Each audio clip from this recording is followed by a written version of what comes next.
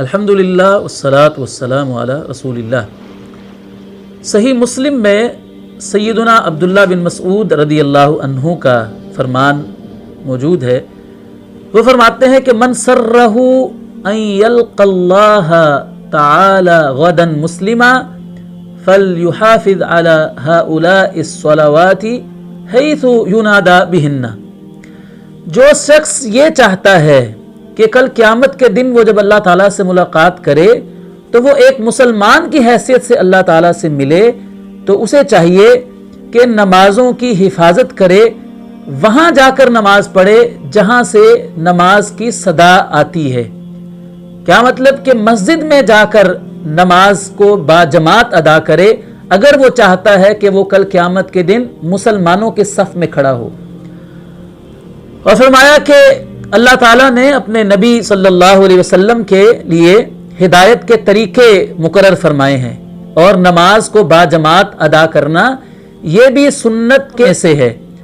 और फरमाते हैं कि अगर तुम उस शख्स की तरह जो नमाज से पीछे रह जाता है, तुम घर में नमाज पढ़ना शुरू कर दो, मस्जिद में बाजमात नमाज अदा न करो, तो तुम अपने नबी की सुन्नत को छोड़ दोगे, और जब तुम अपने नबी की सुन्नत को छोड़ दोगे तो तुम गुमराह हो जाओगे। फिर फरमाते हैं कि जो शख्स अच्छे तरीके से मुकम्मल सुन्नत के मुताबिक घर से वज़ू करता है और फिर मस्जिद में नमाज पढ़ने के लिए जाता है,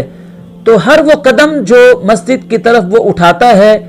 हर कदम के बदले उसको एक नेकी मिलती है, एक उसका दर्जा बुलंद होता है और एक गुनाह उसका मिटा दिया जाता है।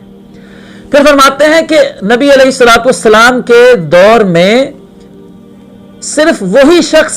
जब नमाज बाजमात से पीछे रहता था जिसका निफाक सबको मालूम होता था, यानी हर किसी को पता था कि ये मुनाफिक है, वही शख्स मस्जिद में जाने से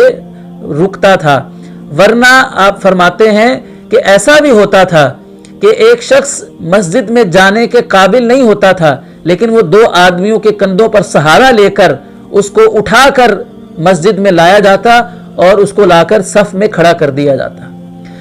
तो हज़रत अब्दुल्लाह बिन मसऊद रज़ियल्लाहु अन्हु का ये फतवा हमें बताता है कि सहाबा इकराम रिज़वानुल्लाहि अलैहिम अजमईन के नज़दीक नमाज बाजमात की कितनी अहमियत थी कि मुसलमान ही उस शख्स को समझा जाता था अहदे रिसालत में कि जो नमाज को बाजमात अदा करता था, मस्जिद में आता था नमाज पढ़ने के लिए। तो अहादीस मुबारका में नमाज बाजमात की बहुत तलकीन की गई है, बहुत तलकीन की गई है। एक हदीस में नबी अलैहिस्सलातु वस्सलाम ने फरमाया कि मेरा दिल करता है कि मैं अपनी जगह पर इमामत के लिए किसी को कह दूं और उन लोगों के घरों को उन समेत जाकर आग लगा दूं कि जो अजान सुनने के बावजूद मस्जिद में नमाज पढ़ने के लिए नहीं आते हैं। तो इस्लाम हमें इस चीज़ की तालीम देता है कि एक मुसलमान बगैर किसी उज़र के नमाज बाजमात से पीछे ना रहे। यहाँ तक तालीम दी गई है कि अगर इंसान किसी वजह से लेट हो जाता है तो वो फिर भी घर में नमाज ना पढ़े, बल्कि जमात निकल जाने के बाद भी मस्जिद में जाकर ही नमाज पढ़े। अबू दाऊद शरीफ में एक हदीस है कि आप अलैहिस्सलातु वस्सलाम ने फरमाया, जिस शख्स ने मुकम्मल सुन्नत के मुताबिक वज़ू किया और फिर वो मस्जिद में नमाज के लिए गया और उसने देखा कि वहाँ पर लोग जमात से फारिग हो चुके हैं, नमाज हो चुकी है, वो अपनी नमाज पढ़ लेता है वहां पर, तो आप अलैहिस्सलातु वस्सलाम ने फरमाया कि अल्लाह ताला उसको उन लोगों की तरह ही अजर अता फरमाता है जो जमात के साथ नमाज पढ़ चुके थे। तो इस हदीस मुबारका से मालूम हुआ कि अगर कभी ताखीर हो जाए, जमात निकल भी जाए, तो फिर भी इंसान को घर में नमाज नहीं पढ़नी है, बल्कि मस्जिद में जाकर ही नमाज पढ़नी है। अगरचे जमात हो भी चुकी है तो ये अपने ऊपर लाजिम कर लेना है कि नमाज हमने पढ़नी है तो मस्जिद में ही जाकर पढ़नी है। अगर हमारे पास कोई शरई उज़र नहीं है